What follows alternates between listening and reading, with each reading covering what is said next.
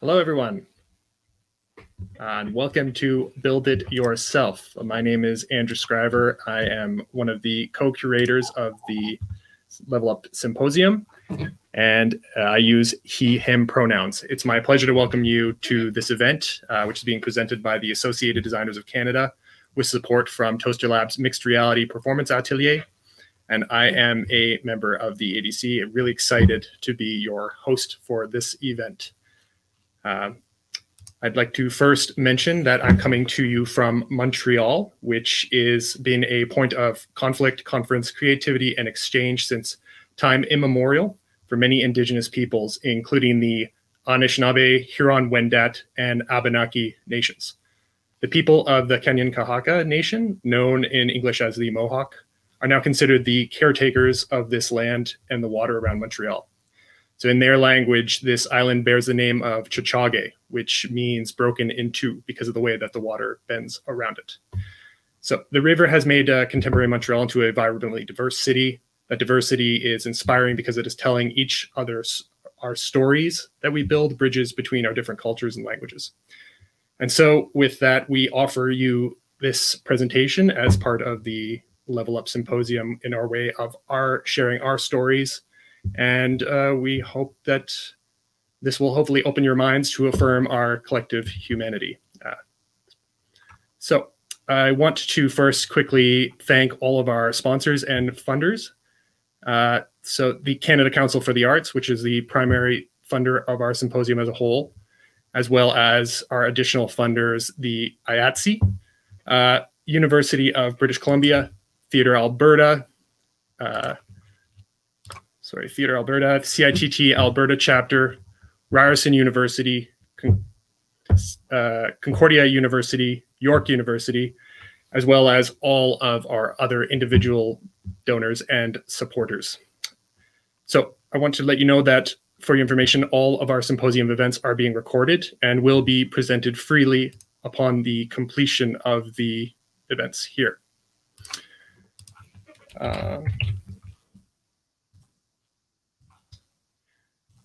So thank you for joining us today. If you're watching up this live stream, either on the Level Up website, levelup.designers.ca, on HowlRound at howlround.com, or through our partners with Toasterlab or on the respective Facebook pages for the ADC or Toasterlab.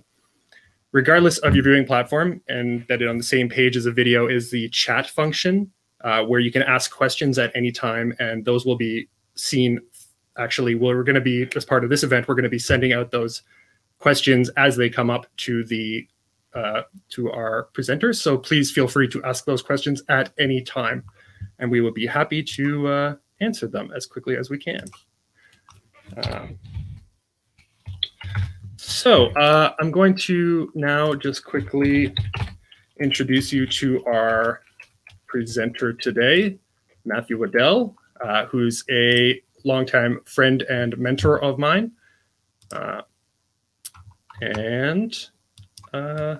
Matt is, pardon me, I'm just trying to find my notes. So Matthew is a Calgary-based artist and educator. He spent the last 15 years exploring relationships between humans and technology. His work spans 3D animation, projection mapping, interactive installation, and audio-visual design for live performance. So driven by a desire to better understand the inner workings of the machine, Matt builds custom software solutions that facilitate provocative, inspiring, and entertaining art experiences that reflect the dichotomy of attraction and repulsion he feels each time he engages with his computer. So, with all of that, I'm going to pass it off to Matt to be our first presenter for the symposium. We're very happy to have you here and very excited for everything that you're going to be presenting. Thanks so much, Andrew. I'm super happy to be here too, and so glad that the symposium's opening today. I think this is a really great opportunity that you're putting on, and everyone that's been working on the Level Up Symposium. Thank you so much. This is a great thing to be doing right now in Canada. I just want to acknowledge that I'm coming to you from Calgary, which is in Treaty 7 territory, and that's home to the Blackfoot, the Tsutsina, and the Ikainai Nakota First Nations, as well as Métis Nation 3, Region 3.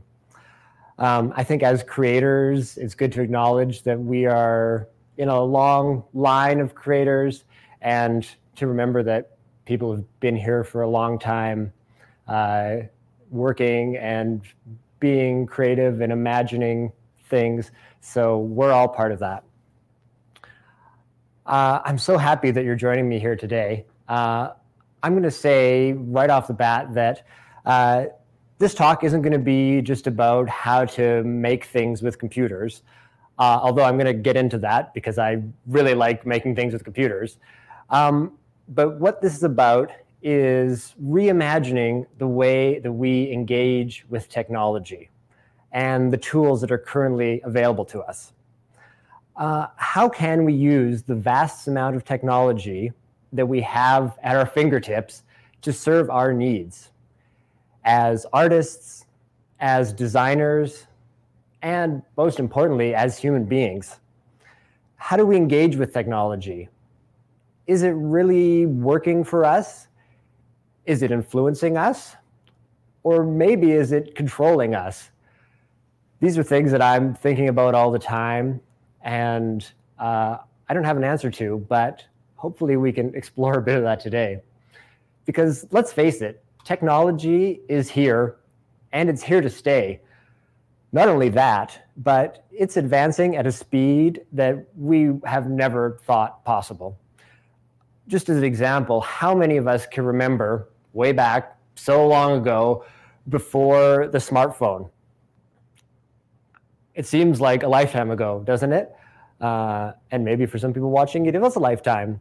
But just think about all the ways that this technology has shaped our lives. Now consider this. The smartphone is only 13 years old. The first iPhone was released in 2007, which, when you think about it, is just mind-boggling. Think of how huge of an impact that technology has had on the world, has had on the way we communicate with each other, the way we get information, the way we share our stories. It's really unfathomable. And this is just one example. There are countless other technologies that have had a huge impact in our lives in the last years. The internet, social media, video conferencing, here we are, hello, drones, automatic cars. I mean, the list can go on and on. So my challenge for you over the next 90 minutes, perhaps, is to ask yourself, who's in control of the technology that we use? Are we in control, or is it controlling us? And it's my hope that during this time, we will learn how to gain some of that control back. In this lecture, we're going to get an introduction into the world of custom-made performance tools. I'm going to talk about what they are, when you should use them, why I've chosen to invest so much of my practice and time and mental capacity into this field.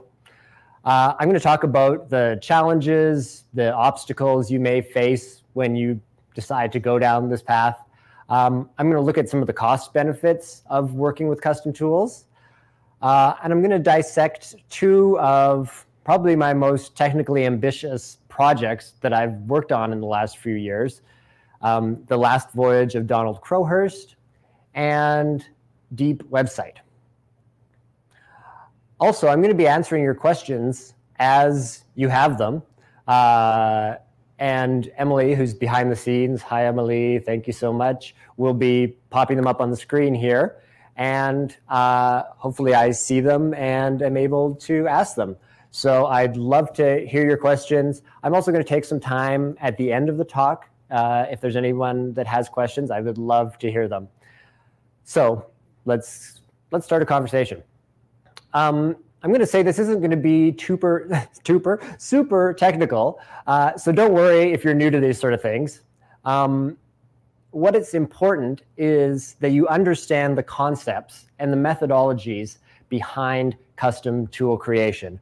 so that you have a better understanding of how it can benefit you as an artist, as a designer, or maybe as a theater company or a production house or whatever it is. If you're interested in learning more of the nuts and bolts and the technical know-how of how things like projection mapping, working with a computer as an artist, using readily available tools like QLab or Touch Designer, if you're interested in the more details of this, stick around to the end and I'll talk about a cool project that we're working on that you might be interested in. I'm going to cover a lot of things, so I hope you're ready to go on a bit of a ride here. And first, I'd like to show a reel that we have. So Emily, if we could play that right now.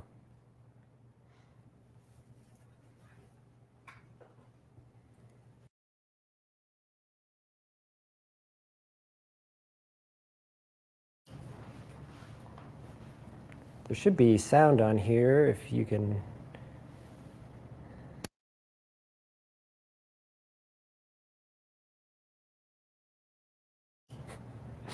Sorry, I just wanted to hear the sound from the video that I'm playing.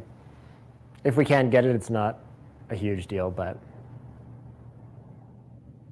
it's a nifty little track.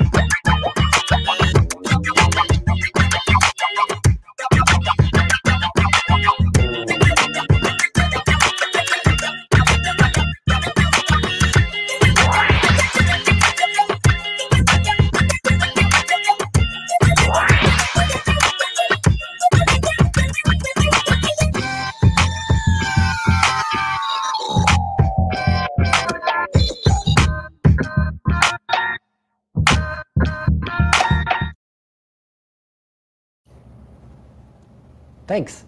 That was just a reel of some of the things I've been up to in the last few years.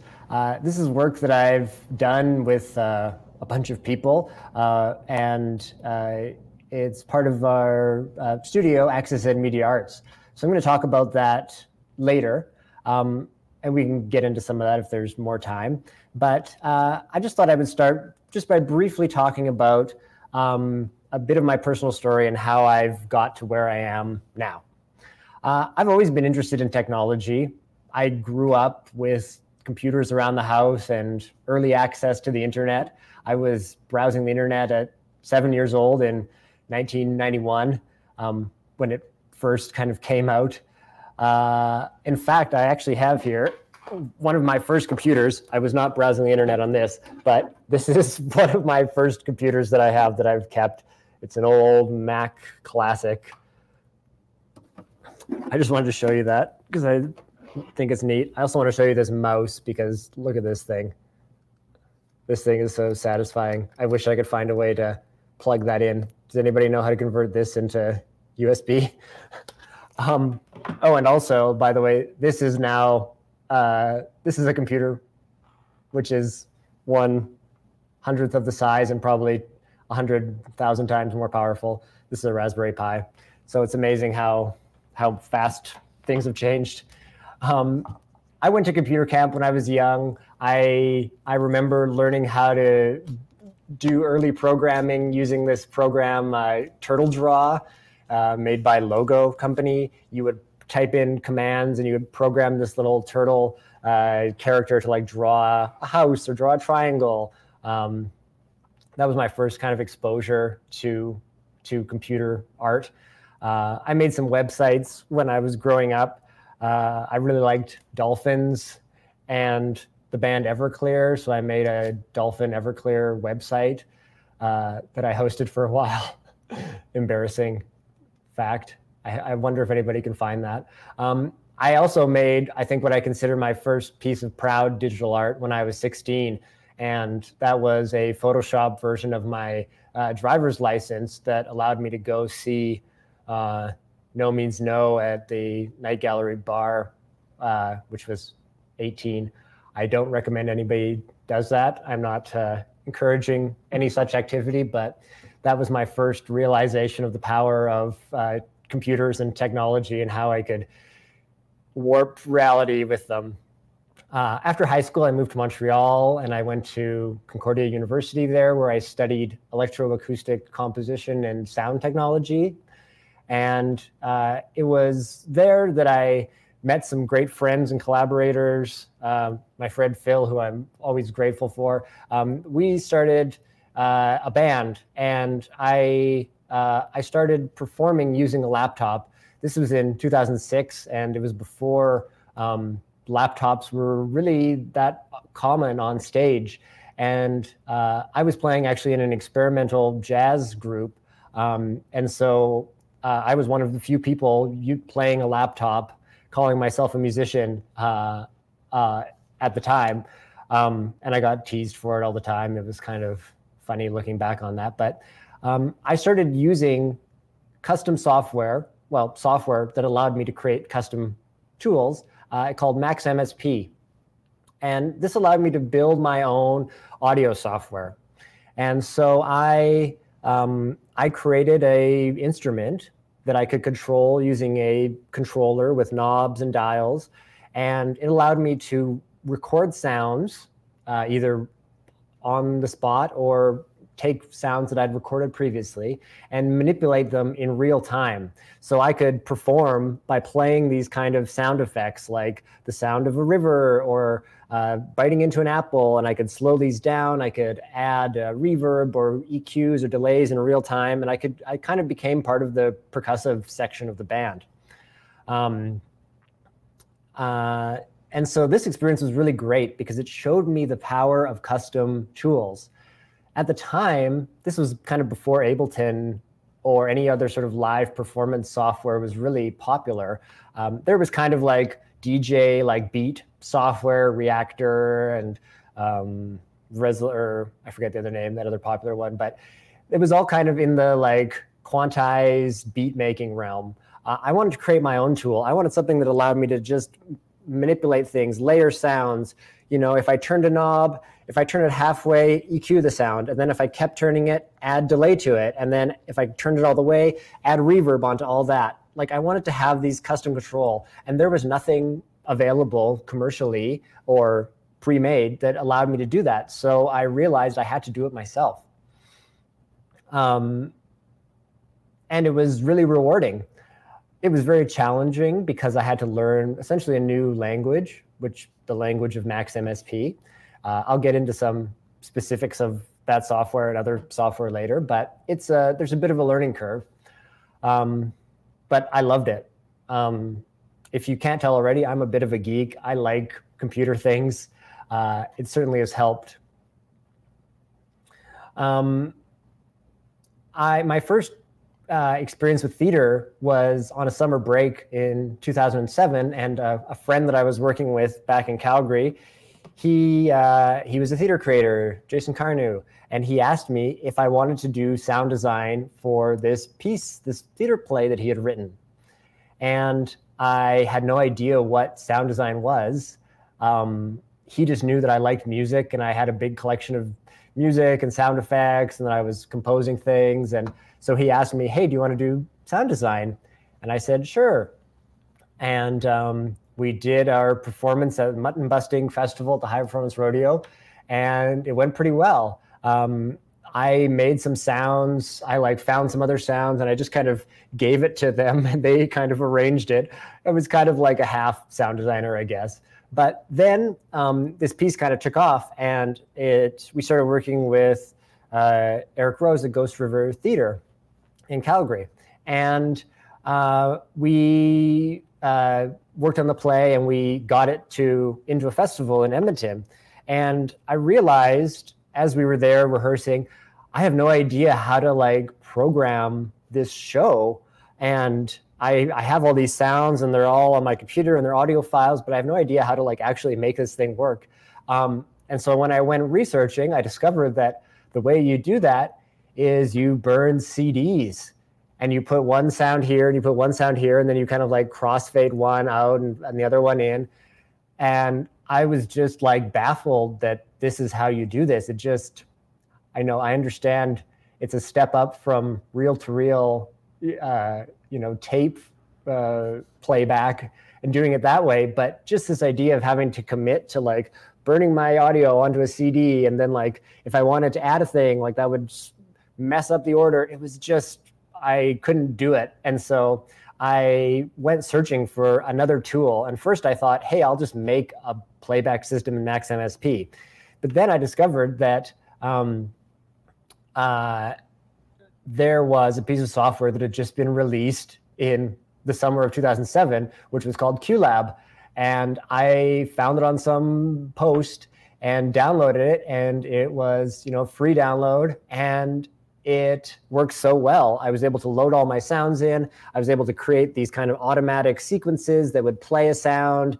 And then when I trigger the next cue, it would fade out this sound and fade this one in, and then start another sound under here, and then fade it away. And I was able to create this complex layering of sounds and sequences that I was really happy with. And, I consider that in a way kind of custom programming. You're able to create this show by using QLab commands, right? Which is a form of programming. And I realized that what I was able to do with QLab wasn't possible previously. If I were to ask a sound operator, okay, I need you to fade this cue out like at exactly 10 seconds and then fade this other one in, but then wait 2 seconds and then fade a third sound in at like a slightly lower level that's like low enough for the actors that we can still hear their voice, and then fade it out after 5 seconds and then fade out this one. Like it would be almost impossible. And for certain things I was doing, absolutely impossible, like layering sounds. It would just be too much to ask. So computer was really the answer here.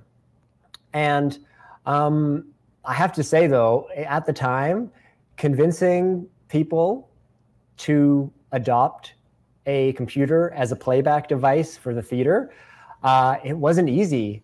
There was a lot of resistance because people had this idea that computers were these crappy things that crashed all the time and that were unreliable and that nobody would ever use a computer to make live art. And so I met a lot of resistance, and resistance has kind of been a theme that I've faced throughout my career, I'd say. Encouraging people to kind of buy into technology, especially in the theater. It's hard sometimes, and it's still hard. But I stuck with it, and I was like, no, this is the answer. Like, this thing works. And most importantly is I tested it to make sure it worked. I started programming the show when we were in rehearsal, and I was running the whole show. I had the whole show programmed before we even got into the theater. What that did also was, I think, quite a game-changing thing, was it allowed me to use the time that normally would be spent, sitting either in the booth or in the audience and giving commands to an operator on how to program my show and say, no, fade time, 3 seconds, like volume up 2 dBs, whatever it was. It allowed me to take that time and to kind of front load it and to do it beforehand, so that when we got into the theater, I was able to just set one relative level, and then I could go in and start actually making this show sound the best that it possibly could, right? I was able to sit in the audience. I could make EQ changes on the fly. I could completely reprogram sounds. I was using Logic, so I could change sound sequences and export them and then send them to the booth, and they would instantly be updated. It was just it felt, it was my first experience, so I didn't know what anything else was like, but it just felt right to me.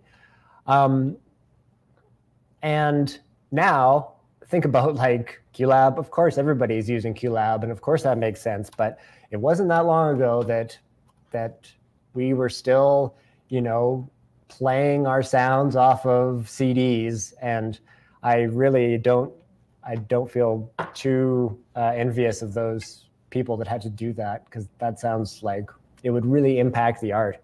For me, using technology in live performance isn't about just, oh, I can use a computer because it's fun and I like computers. It's really about making better art. Isn't that what we want to do? Like, isn't that the reason that we're in this, is to make good art? It's not to, I mean, sure, it's fun to be able to like play with these new toys and like do these fancy things, but really what I've tried to do all along, and I hope what everybody is trying to do, is make better art. Use the tools that are available to us to ramp up, to level up our practice. Isn't that what this is all about? Damn it.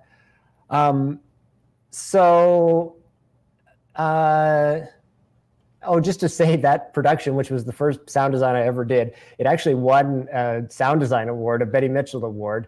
And I say that not to kind of toot my own horn, but because I really believe that that production, part of the success of that, and probably a large part of that, was my methodology and was the technology that I used to create that show. And I was able to create something that was unique and different because of the tools that I had at my disposal.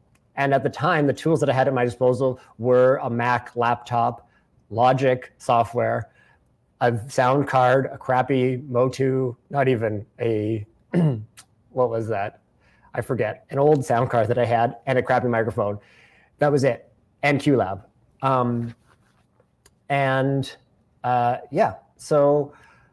I've since learned that computers and theater should be friends. Computers and live performance should be friends. Computers and the arts should be friends, because there's so much, we have like, every year there's just so much more opportunity to do cool, neat things with computers and to make our lives easier. Why not use these things? I know the idea of technology isn't new in theater, but it's like, I have to say, theater sometimes needs a bit of a boot in the behind to like get on board. I'm sorry. We could talk about that later. As I was developing my theater practice, I was still finishing school, but I was also started to work on my own new media arts practice. So I was working on interactive installations, sound installations, like multi-channel work. Oh, that's another thing I should mention. The sound design that I did, that's another thing that QLab allowed me to do that I don't think you could do. It would be impossible without it, is multi-channel audio.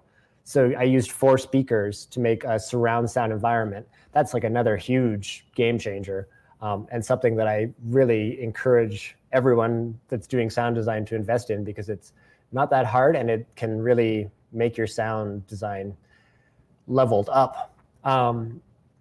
So I worked on, for example, a dance piece where we had a live camera and it was recording some of the movements of the performers on stage, and it was translating that into a real-time audio synthesis device, so people could like move, they would dance, and it would create like a musical composition based on their movement.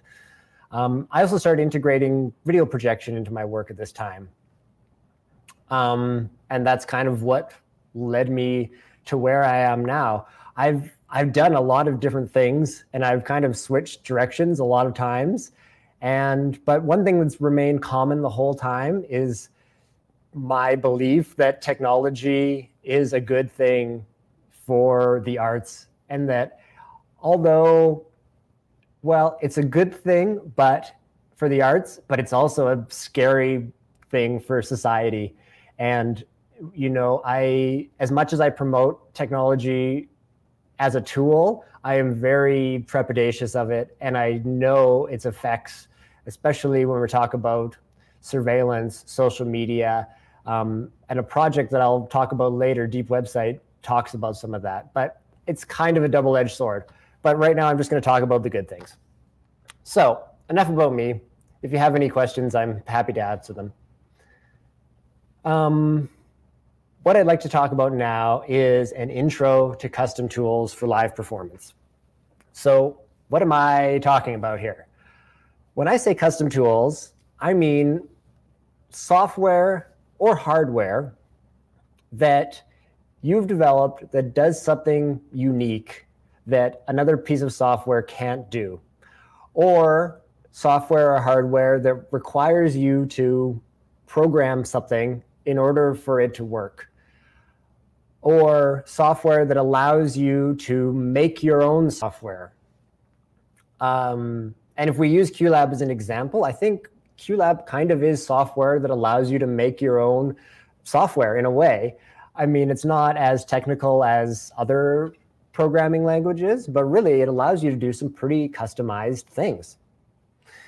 And the idea of custom tools, they can be very simple or they can be very complicated. And there's no right or wrong answer. And I think what's important to remember, especially if you're starting off, is that you don't have to build the most crazy, complex tool in order to do something cool, right? You could make a simple modification to something, or you could create a simple custom tool that just makes your life easier, or just allows you to do something that couldn't quite be done otherwise. So it's about extending the possibilities of what's possible, I guess.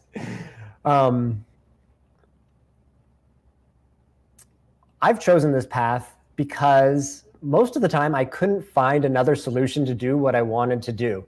And I'm going to give a very concrete example of this when I talk about The Last Voyage of Donald Crowhurst. Sometimes software doesn't exist that does the exact thing that you want it to do. Also, there might be software that does that, but it might be really expensive. So I've always been pretty cheap and low budget on the way I do things. And I've found that making my own tools is often a way to save thousands and thousands of dollars. Another reason I like this, as I mentioned before, is I'm a geek and I just enjoy these things. And I think you have to be a little bit geeky to really get into this stuff. And I'll talk about that in a second. Another reason why I think it's good to do this is there's opportunities. People want different things. People want to, like, if you're competing as a designer or as an artist with a whole bunch of other designers, anything you can do to make yourself unique or to give yourself a skill or a set of tools that other people don't have, that is to your benefit. And I don't mean to sound all capitalistic, dog eat dog, but that's the reality of it. You can learn a skill and it can allow you to do things that other people can't do. And that is good. People want that.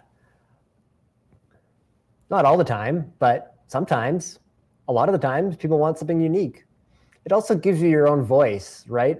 It gives you a lot of the technology that we engage with. We're forced to kind of engage with it in the way that it wants us to.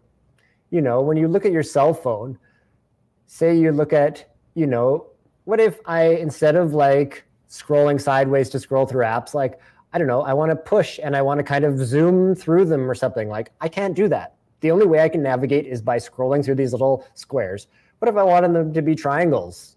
Like, what if I wanted them to be circles or random, you know, each app on my screen is a different shape? Like, you can't do that, right? You have no control because you're forced to like follow this set of rules that Apple or Samsung or Android developers have created. And so it's not about you, it's about, you know, following the path kind of. And I find that less interesting. I like to step outside the box. I like to use this analogy that technology is kind of, if you think of it like our current technological landscape, it's kind of, if we use an analogy to furniture, it would be like, imagine that the only type of furniture that you know comes to you from a handful of companies, 5 companies, and there are, you know, a few models. You know, you have this chair, and that's it. And if you want to buy a chair, you have to go to like IKEA, or you have to go to wherever, Walmart or something, and you have this handful of different chairs, and that's it. imagine like how great it would be if when you discovered like, you know what, I could actually build my own chair. Like I could just go buy some wood and, you know, if I want to build a deck chair, like you can actually do that. And it can be actually rewarding and it can be cheaper and it can be more practical. And like, I feel like that's kind of the area that we're swimming in right now with technology. We have all these tools and yet we're not like really using them in a way that caters to our own needs. Anyways, that's my, I have a lot to say about that, but I'll try not to talk about that too much more. I'll just say there's some reasons why you shouldn't use custom tools.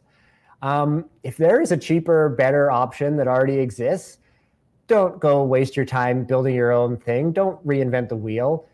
Like I said, it's not about making your own tool. It's about what's best for the need that you have. If you hate computers and every time you turn a computer, it stresses you out and it frustrates you, making custom tools, digital tools probably isn't for you. If you have a short temper and you get frustrated easily, custom tools might not be for you because they take a lot of time and they take a lot of patience and like messing around. Also, yeah, if you're on a short timeline, if you have a project that's coming up and maybe, you know, deciding that you want to build a custom thing for the first time isn't the right idea when you have a deadline in a few weeks. I mean, it might miraculously pull through, and that's happened to me before, but it also might fail horribly and you might just never want to do it again. So usually the best time to start doing this is when you're relaxed, you've got some time, you can like spend your evenings learning, watching YouTube and learning how to, you know, make something really simple happen so that you can make something more complex happen down the road. That's the best time. And then slowly find projects that you can apply your knowledge to. I've done that every time. It's been a great way. Also, I mean, having some pressure of like, I got to make this thing work by next Friday, that does, I think, is useful as well. Some challenges that you'll face when you're making custom software or hardware is there's a learning curve. It's really like learning a new language. And if you've had to learn a new language like French or English or Spanish or Japanese or whatever it is, you realize like when you start off, you are reduced to these like, you know, toddler level vocabulary. And you kind of have to sit with that and like figure out what you can do with that. And slowly you develop more and more skills and slowly you develop more language and then you're able to do more things with it. But it's a challenge at the beginning. But what I think it's really rewarding, you know, if anybody has learned a language, doesn't it feel great? It's like, wow, I stuck through it and now I can have a conversation with another person. It's kind of that same thing. Another thing that you'll face, and I mentioned this before, is that you might face like challenges from your coworkers or from other structures like performance venues or unions or those sorts of things. We're talking here about like radical change sometimes, and not every institute or organization is really able to facilitate that all the time. And so if you come in and you say, you know what, we don't need a lighting operator anymore or a sound operator or a video operator, because actually it's all just running off of one computer. Saying that, you know, even as I say it now, I'm sure there's lots of people that are like, what? Yes, we do. We need this. You know, it's radical and it's something we have to face, you know, and I don't know how we can get past that, those fears and those worries, especially when we're talking about people's jobs. But it is kind of an obstacle, the old versus the new. It's always there. So, I have a question coming in. What tools would you recommend for creators to be agile enough to play with custom solutions? Is there a specific coding language he/me would recommend learning? Well, we'll get into that. I mean, it really depends what you want to do. I think if you're, for example, a sound designer, having your workstation there with you and being able to quickly make changes to sound, quickly export those, and quickly get them into QLab and know how to manipulate that, like that will give you that will make you a valuable asset compared to somebody that says, when the director asks them, hey, can you make those birds a little less annoying? And you have to go, okay, I'll take a note and I'll get back to you tomorrow. If you can do it on the spot as people are rehearsing, like, good on you. You should be able to do that. So that's one way just to respond as a designer. Another area that we're going to look at is this idea of real-time processes and real-time software. So that's software that it is working and happening in real time, meaning that you're able to make changes on the fly, kind of like QLab. I mean, QLab's kind of real time. I'm thinking of like Touch Designer, Isadora, Max MSP. All of these softwares facilitate real-time interaction. And that's a way to respond more quickly, because you can say, in Touch Designer, I can bring in a live video camera. I can apply a series of filters onto that. So I can say, make my image black and white, and now apply a color filter to it that changes the image more red. And now apply a distortion effect, which makes the image look like a broken TV. And now crop the image so it looks like this. You can do that, and you can start to play with it. And then if it doesn't work, you don't have to re-render something. You don't have to go home and make a big change and export a thing.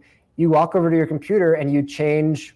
If I don't want my image to be red, if I want it to be blue, I click one button and instantly it's blue, and now we're working with blue. And hey, what if it changes like a rainbow all the time? Like, you can program that. And so that's the benefit of doing this, is it just makes you very, very agile, to use your word, and dexterous, and you're able to respond in real time. And I think that's what designing should be about. And that's the paradigm shift that's happening, is designing is moving, well, it can move from this process of tell me to do something, I go away, I do it, I bring you back this object that I've created, I show it to you, you say it's good or not, or you just accept that that's what we have, that's all the time we have. I think that was kind of the old way. Now it's let's work together. I'm the designer, I'm in the room, I'm an active character and part of this production, and I'm able to respond as fast as an actor can respond when you tell them to speak louder. I can make the image brighter, bang, the image is brighter. That's why this is so exciting. If you want to learn a language, I like Touch Designer. I like Python, but we can get into that. For sound designers, are there any software you suggest learning for flexibility? I like Logic Pro. I was using a Mac. Logic Pro, if we're talking about sound design, you have your software that you use to create your sounds with. So that's your digital audio workstation, DAW, Logic, Pro Tools, Ableton, right? Usually, Ableton has its own kind of thing, which I think is really promising. But usually you create your content, you export it, and then you have a separate piece of software that you play things back in. And so I like to be able to do things in the room. So maybe that means just having your Logic session open, going through the speakers in the rehearsal hall, and being able to play around with different sounds and manipulate them in real time. And then once you get it and it's yeah, that's great, then you export it and then you put it into QLab.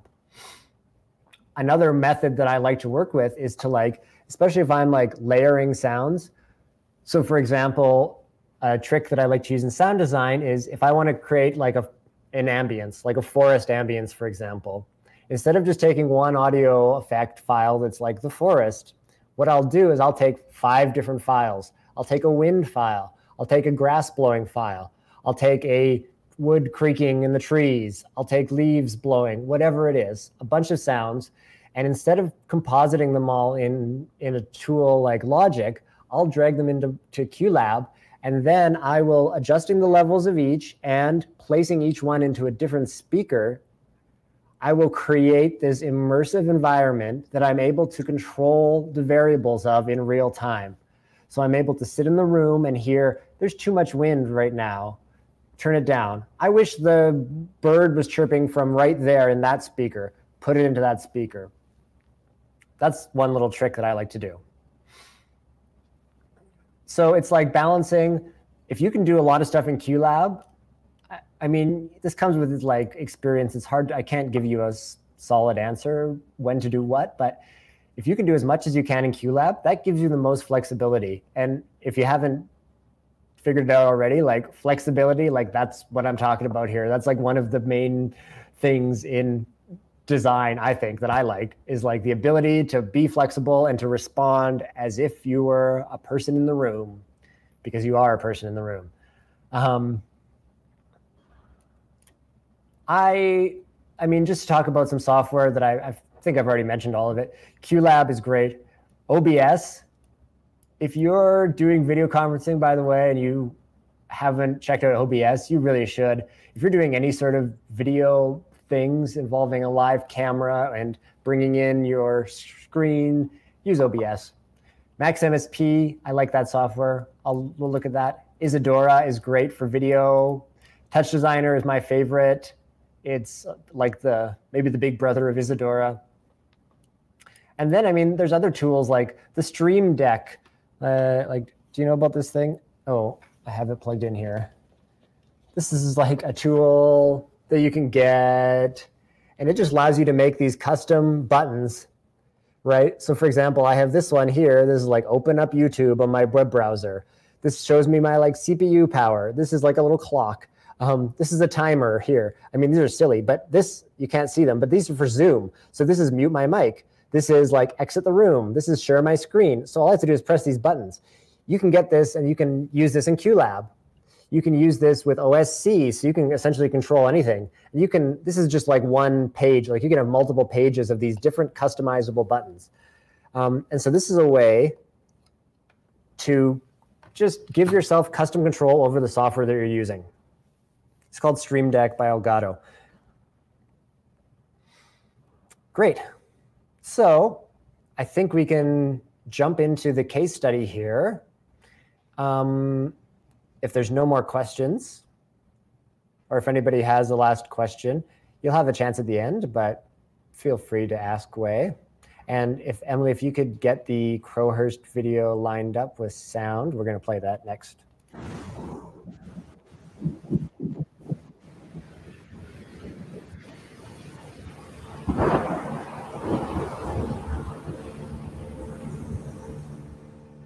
An ocean is not an ocean. It is not a location. It is a blue, swooning universe. The siren, the kraken, the white whale. These are not the perils of the slow, open ocean. No, the true danger is imagination.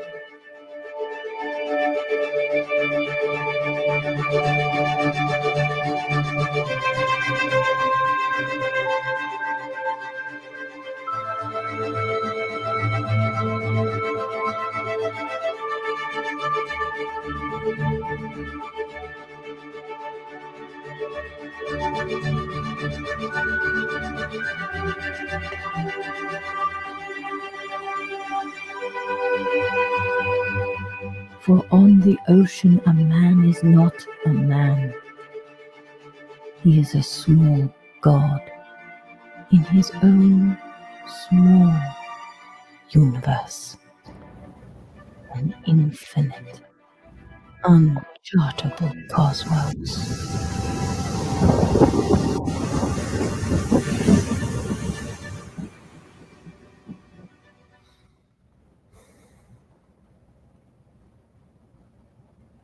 So that was a trailer for The Last Voyage of Donald Crowhurst, which was a show that I worked on. That was written by Eric Rose and David Van Bell. We started working on that, I think, in 2011 with Ghost River Theater, and it premiered in 2014 at Alberta Theatre Projects here in Calgary. That show, as you can see, involved a lot of video, and it was pretty complex. And I was brought on to kind of, as a video designer, to solve a problem that the creative team had. The first problem was, how do we get a live camera on stage that will allow us to record someone's face, an actor on stage, as they're talking, and have that image projected behind them without so much delay that it takes away from the performance. I'm sure you've all experienced this if you've worked with live cameras. That delay, especially if you're doing things that require kind of an audio, like a live audio to video sync, that delay can be disastrous for video design, because if you're watching me talk, and even if this were happening right now, if you were watching me talk or you heard my voice and then a second later you saw my lips moving, it would just you would be really distracted and you would want to punch this computer, I'm sure. So that was something we were facing. We started working this in 2011, as I mentioned, maybe even before. It was when the Green Fools still had a space in their church by the Stampede, if anyone knows that. We started rehearsing this, and we started with really kind of basic things. We had this analog mixer, and we had 2 cameras going into it, and that was plugged into a capture card that we had plugged into the computer to get a video signal from 2 cameras that we could mix and then get into the computer, and we were using QLab. We found quickly, though, that solution, in terms of delay, was not good. It was there was a second of delay. It also meant that we could only have 2 video cameras. And we had an ambitious idea here where we wanted to maybe have 4 video cameras or maybe even 5. And so we quickly realized that QLab and the analog cameras were not going to work. So we also had the challenge of, we need multiple projection screens. We want to have a very large backdrop. We want to have individually mapped sails, because Donald Crowhurst was a sailor, a wannabe sailor. We need to have individually mapped sails that would come down and that we could projection map onto each one. We wanted to have a TV on screen that you could send content to. We wanted to have, the ability for the screen to become a half screen, so it can go up and it becomes a half screen. We wanted to have 4 or 5 live cameras. We wanted to have green screen technology so that we could do kind of a broadcast thing, like a weathercast moment. We wanted to be able to do live effects onto video, more than what QLab was able to offer. QLab can offer kind of one effect. We wanted to be able to do what I described before, make it monochrome, distort it, make it change its crop size. We had all these needs. And at the time, there was not really, and another thing, we also had a pretty small budget. We didn't have $50,000 to buy a D3 or a Hippo system or anything like that. And it also had to run consistently and be easy enough that an operator who wasn't familiar with the system could use it. So these were all the needs that we had. And I started searching, how can we do this? It must be possible. And I discovered through a workshop that I attended in Montreal, this software called Touch Designer.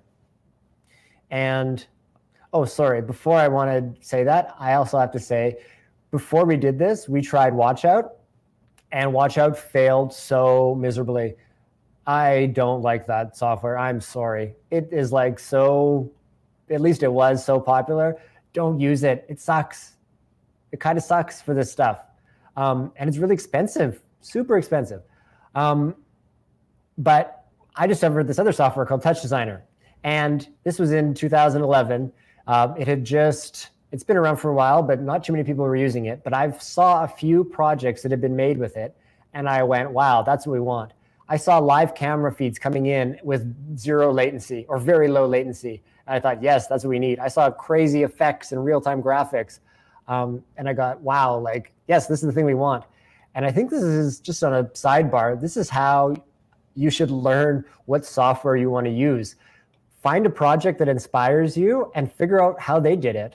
That's how I've done every single thing that I've done, is just I see something cool and I look to its creator, or maybe I contact them, maybe I look on YouTube or Facebook or posts or whatever, and I figure out what tools they're using, and then I try to do that. So with Touch Designer, I was able to, on a relatively small budget, build this show. And what we ended up having was 7 outputs, 4 projectors, 5 projectors, a like analog television, and then like another, maybe 2 analog televisions. There were 7 unique outputs. There were 4 real-time camera feeds, HD signals coming in from the stage. We were doing edge blending and warping on the images. So if you saw there, we had like this really large screen that was actually made up of 4 projectors that we edge blend together to create this like 40-foot size screen and this massive image that was super high resolution. We had effects, we had green screen. We had 0% failure, although maybe like 1 or 2% failure, but like really it ran flawlessly. And it ran off 1 single computer. And I could tell you the cost of it was to do all this, and this is including the cost of 4 video cameras and building a brand new computer, it was under $10,000. So, wow, that was crazy. The computer, I guess I could talk about that a little bit. I really believe in making your own computer. Why not, right? Like, since you're making your own things, why not make your own computer? I'm a fan of PCs only for the price point. Well, not only, and for the like flexibility and the customization. If you want to build a video or media computer, make it yourself. Or if you want to do this stuff with your computer, I'm sorry, but your Mac, to do what you need, it might be really expensive. And for the same price that you would pay for a Mac computer, you can build your own Windows computer, and it can be way, way, way faster. And you'll have the satisfaction of making your own computer. Or you know what, if you don't want to make it, you can like pay someone $100 and they can make it for you. Video card technology has developed so much in the last few years. You can now run like incredible graphics off of a single video card, that's about this big, that you plug into your computer. I should also mention that using a laptop has its limitations, and you might find that it might be powerful enough, but it might not have the sort of in-out capacity that a desktop computer would have. Usually you want to have multiple outputs out of your computer so that you can have multiple projectors connected to your computer. And there's ways to do that with a laptop, but you have to buy this separate device. And it can be kind of sketchy, or it can be like $2,000, like a data path. And so probably a better thing to do, although it's not a laptop, is to build a small desktop computer. You can get cases that are like this big, and that you can have like kick-ass powerful computer inside of it that has 5 outputs, that you can get a card that you insert into it, that you can plug in multiple video camera feeds, that is, just super powerful, tons of memory. I highly recommend doing that. And if you don't know how to start, there's resources online. If you go on YouTube and you type in how to build a custom gaming computer, you will find literally 1,000 videos in every language of every type of person telling you how to do that and walking you through that process in a very like friendly way. And that's how I've built all the computers that we have.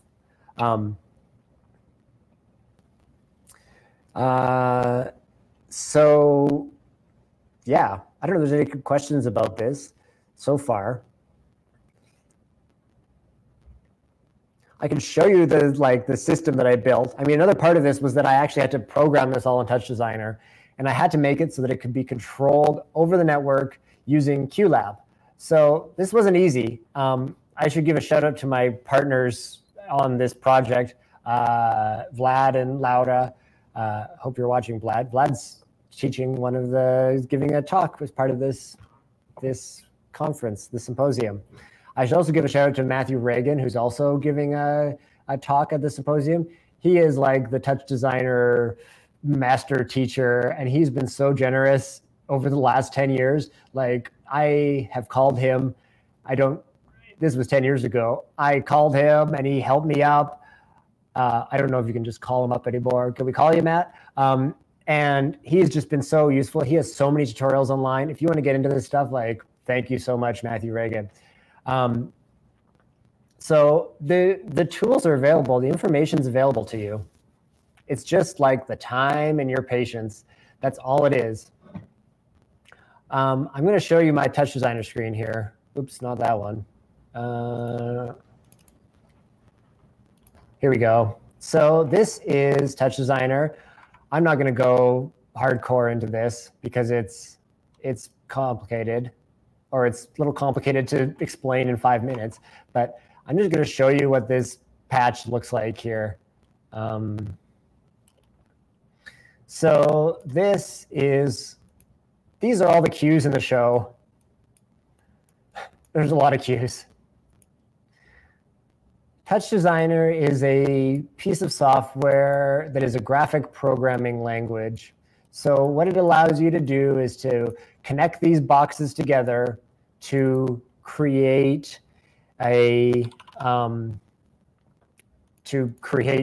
things.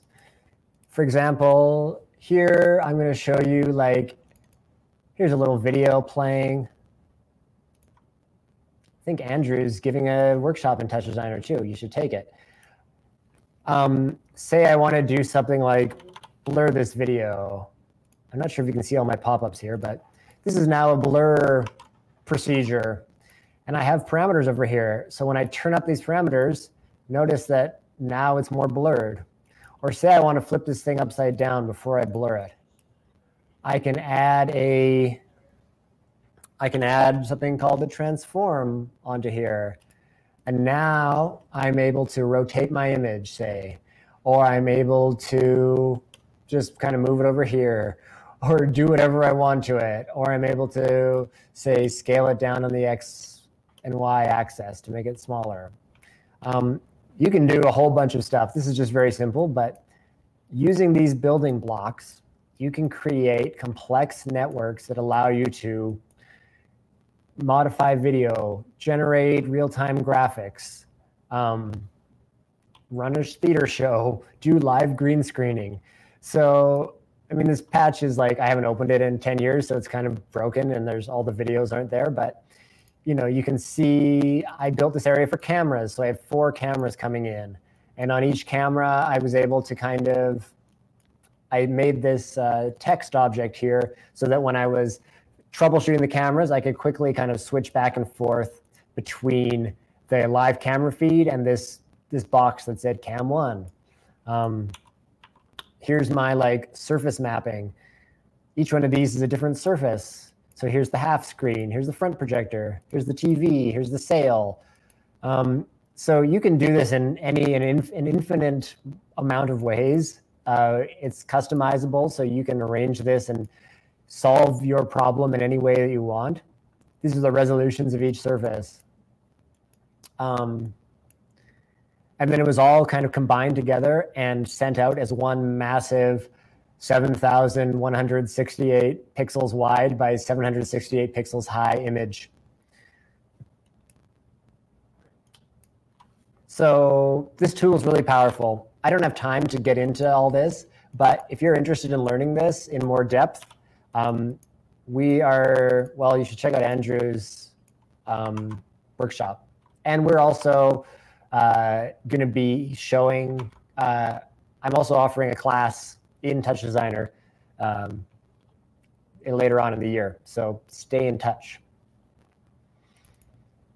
Oh,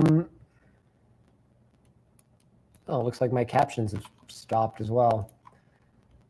Sorry, I'll just see if my captions will come back here. Oh, there we go.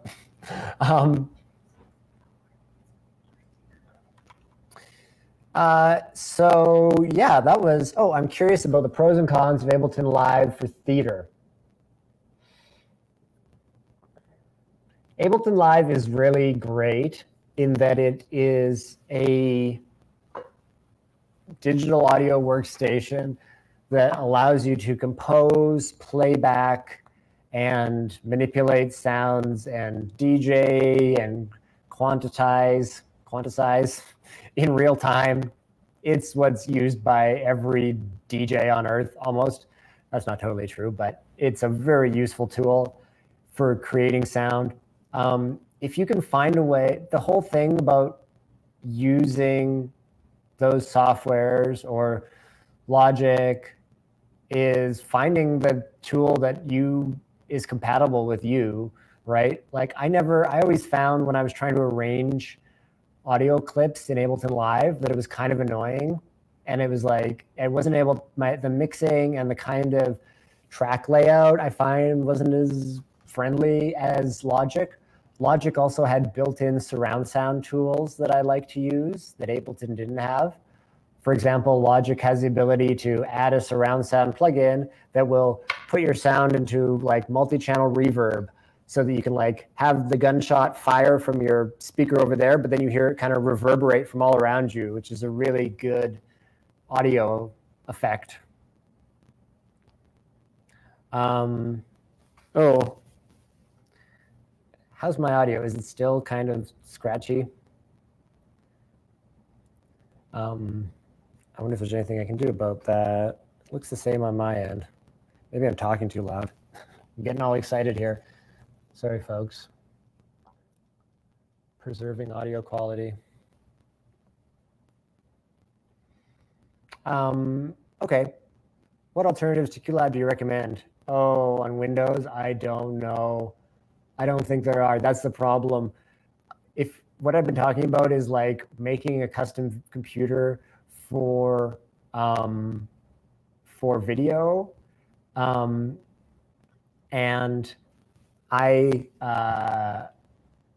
for playback and for sequencing, QLab is still the best, but unfortunately, it's only for Mac. And I've actually spoken. They came to the BAM Center a few years ago, and I went and I spoke with some of the creators and the programmers of QLab. They're all awesome and super nice. And I asked them, like, can you please make this for Windows? And they said, we want to make software that works really well. And we have a small team, and branching into another platform is not feasible for us right now. And so I keep a computer around that I've had for 10 years, and that's my QLab computer. And all I use it for, it's a Mac laptop, and all I use it for is QLab. So yeah, sorry about that. I wish there was an alternative, and like I would totally buy into it.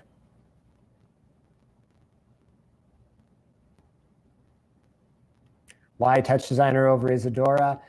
Touch Designer is just more flexible. Isadora is great, and I highly recommend it as your first tool if this is like the first time that you're entering into node-based programming languages. That's what I mean by, you know, the little boxes that you connect together. Isadora is great, and it has a built-in sequencing system, but I found the Touch Designer is just more powerful. And coming from Max MSP, which is more challenging than both of those softwares, unfortunately, I found Touch Designer, like, I didn't have a problem with the learning curve. And you'll just find that professionals that are working in video and are taking that path of custom software are probably using something like Touch Designer. I think Andrew wants to come in and ask a question. Hello. Hello. I'm back. That's great, man. It's really good to hear you talk about all these things. And I'm very curious about your broken network, and I would love to get on into it at some point.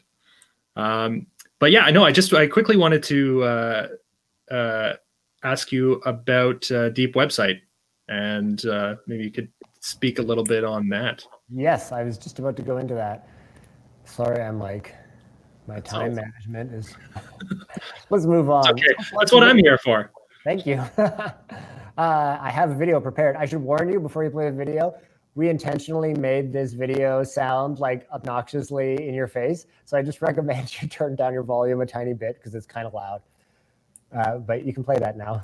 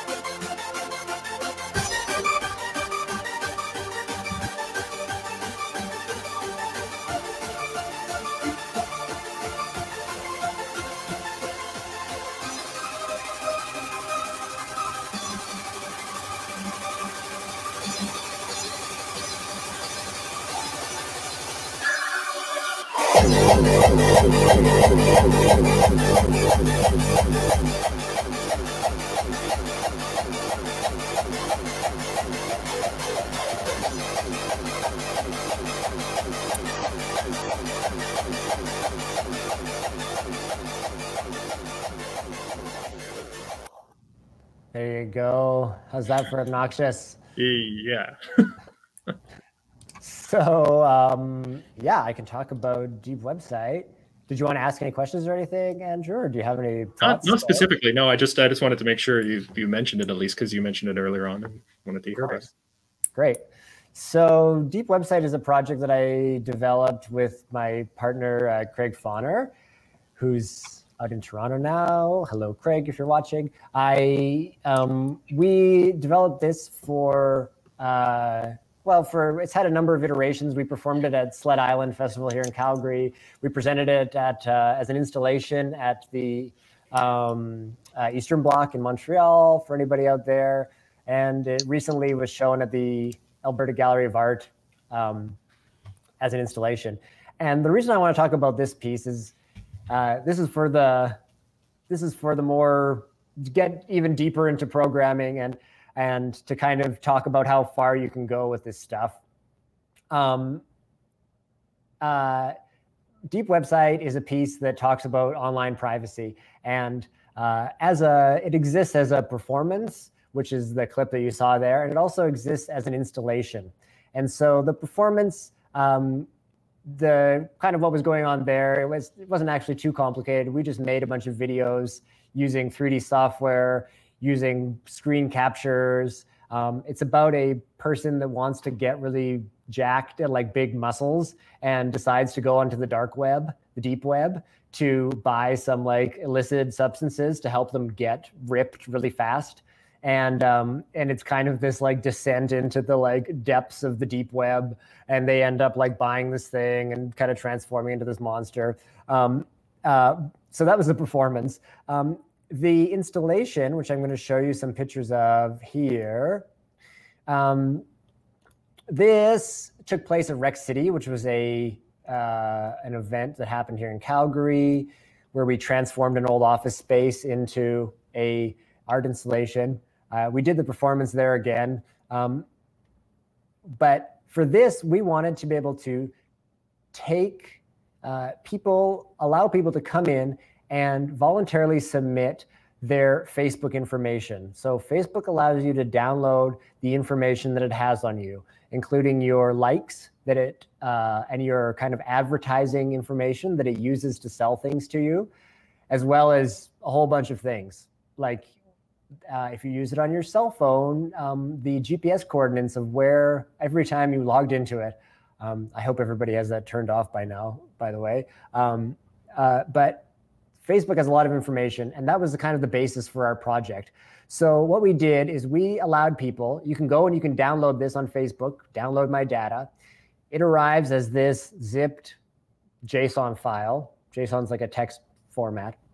And what we did is we created custom software that allowed us to upload this to a computer, and that computer would automatically take these people's data and generate a customized virtual reality experience from that, where when they put on the headset, they were transported to their most frequently accessed location where they used Facebook. So using Google Street Maps, we were able to take the information that we got from people's Facebook accounts and automatically download Google Street Maps in like a 3D perspective. So when people were in the VR, the first thing they saw was often standing outside of their house or their like place of work or somewhere where they used Facebook a lot.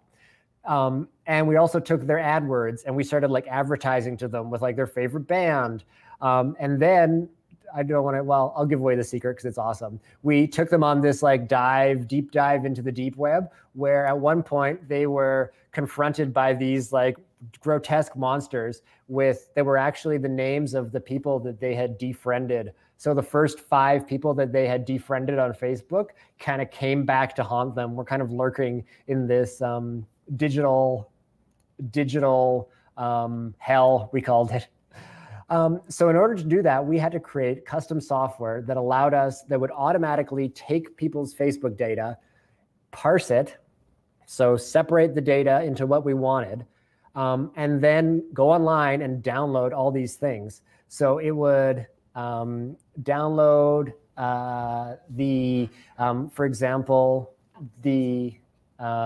sorry, the door's open here. It would download people's advertisement words. It would download pictures of them from Google search. So we'd like, get a picture of Nickelback or whatever it is and like download that. It would go to Google and it would automatically download their GPS coordinates and bring that into Unity. We were all running this in Unity. And we also used Touch Designer to kind of like create these graphic overlays. So this was like quite technologically challenging. The next iteration, when we did it at the Eastern Bloc, we wanted people, or no, when we did it at the AGA, we wanted people to be able to submit their information to a secure server online and then come to the gallery and have this experience. Because the first iteration, we actually kind of had to, it was still kind of manual. We had to like move some files around and stuff. We wanted to completely automate it. And so this previous pictures that you saw here, there's a picture that shows this keypad. And what that was a keypad that allowed people to, this is us meeting and like consulting with some of the people at the Rec City.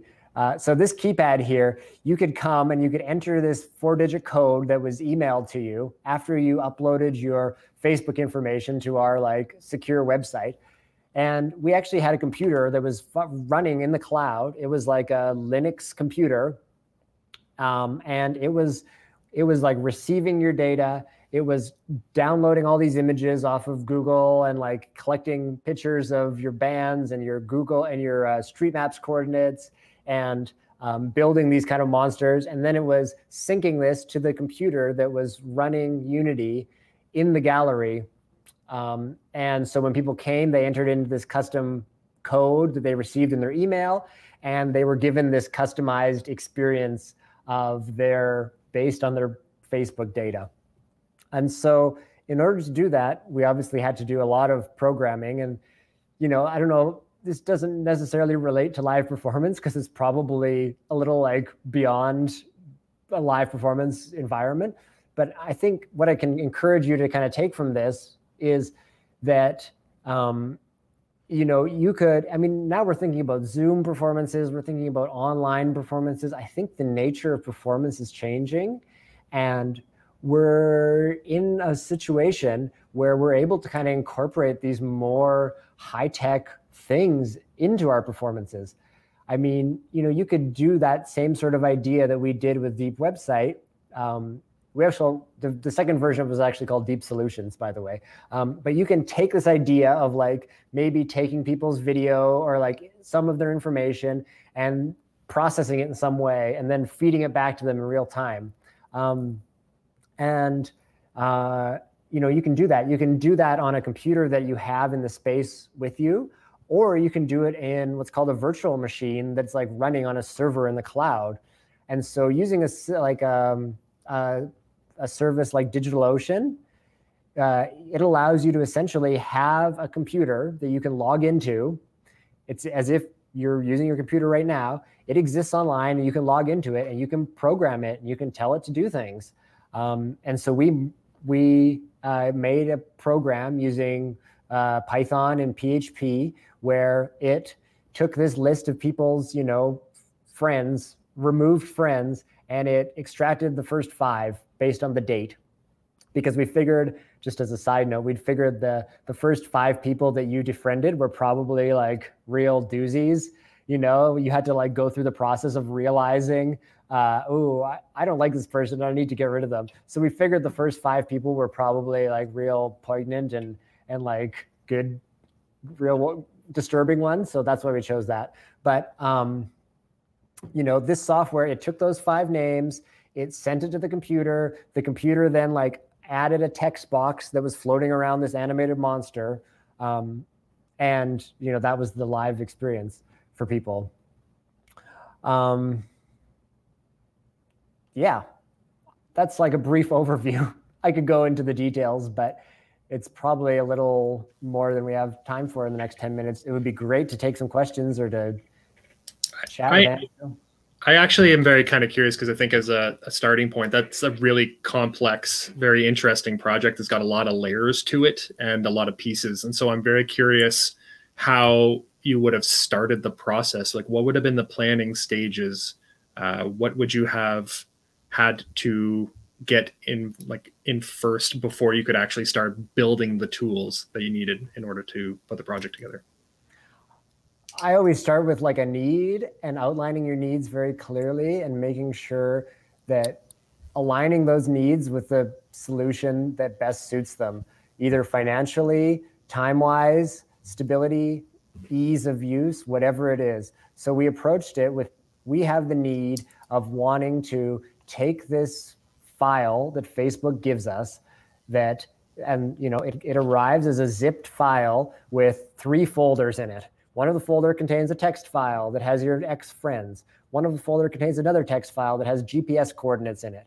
One of the folder contains another text file that has a list of 2,000 AdWords that Facebook has like extracted from you. So our objective there is to take these 3 pieces of information and apply different processes onto them. So the first process is take this list of excommunicated friends. There's a long list of them and they have dates next to them. Arrange them by date and take the first 5, and then create a new text file that just has 5 names in it and is called removed friends. The second task, take the GPS coordinates and sort them by frequency. So we figured out if somebody had logged into the same, you know, coordinate multiple times, sort that, and that will give you probably a place that's significant to them. Because if they're logging in from the same place, it's probably a place that people will recognize. So sort it by the most accessed GPS coordinates. Take the top 5 of those. And, you know, there's a bunch of duplicates. So just remove all of the duplicates that you just have and create a new text file that has 5 lines of it, that are 5 lines of GPS code. And those GPS coordinates are the most accessed GPS coordinates for this person. Then upload this file to a server that translates the GPS coordinates into a physical address. Then use like a Google interface that allows you to put in an address and download 5 images, north, south, east, west, down and up, or I guess that's 6. Then take those images and put them into another file structure. Then tell Unity to reference that file structure when it's building this world that is a box that has 5 images on it that somebody is sitting in the middle of, and when they look around, they see. So it's really breaking it down into steps, and that's what programming and custom tool creation is about. It's breaking your complex process into simple steps. That's what QLab is really. You have this thing that says, my goal is to like fade in a sound and then pause it and then fade in another sound. Like, okay, first step, fade in this sound. Second step, do this, right? So it's really like taking a complex thing and breaking it down. Okay. And how would you have some kind of a document that lines this out? Like what, before you actually go into the digital realm, do you build out some kind of analog mind map or some kind of creative concept that you know, like this step and then this step and then this step? Yeah, I mean, kind of. It's pretty like, it's just a text document. Parse images, or like parse GPS locations, remove duplicates, create a new text document with those ones. Like it's pretty much that. Sweet. And I kind of just have it in my head of like how to do that. And then before I go and like automate everything, I usually do it manually. And like, you know, how hard is it for me to manually go and download these images? How hard is it for me to like manually put them in a folder in Unity and like set it up so that Unity references these images? And then once you've like made that part work, then you can start to automate it so you don't have to do all those manual things. Right. That's a really, really useful piece of information. I wanted to ask quickly, if anyone else has any questions, feel free to ask them. Just a quick thing I wanted to know, how much experience do you have using Touch Designer with audio? Because I know that you build your own. I don't use it for audio. No, not at all? Okay. You can, but it's, yeah, I've used it to like bring in mics.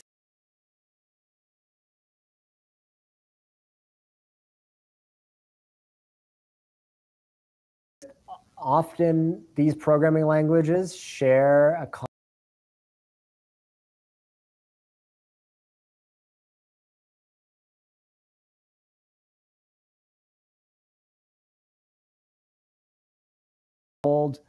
effects rack that is like your audio effects unit that apply, that you can plug a mic into and play reverb for it. That rack might have a MIDI in that allows you to change the parameters to like select the big reverb or the small reverb. And so that rack speaks MIDI. Your QLab also speaks MIDI. So you can program these things in QLab that allow QLab and your physical hardware to talk to each other. And that's also true in the like software realm. So Touch Designer can talk to QLab via the OSC, network interface. Mm-hmm. Yeah, I've personally taken to using Touch Designer and routing it through Resolume using NDI and using OSC to fire queues back and forth between different software. So yeah. There you go. Like it's using something like Resolume. I didn't mention that, but that's a great tool to like quickly build things and like use Touch Designer as your main kind of thing that like gets your video or does something, and then use Resolume as a way to add effects. Like that's excellent. Yeah, the layering is important, I find, with the custom tools that you build, using more than one software and not being shoehorned into one particular creation style. I find once you learn one thing, everything kind of like, it's easy to learn another tool. Once you have this basic set of understandings and you know that software developers are trying to make their tools easy for you to use and you trust that, you can see that there's science, they share a lot of things in common, Mm-hmm. Yeah. Well, this is great. This has been a wonderful presentation. So if you have any last things you want to say to people before we sign off. I want to like just give a plug out to our studio here, Asva Digital, Access Ed Media Arts. This is our Instagram handle. We need some Instagram love here, folks. So feel free to add us. And also, I mentioned that we're going to start an educational series in the next coming months.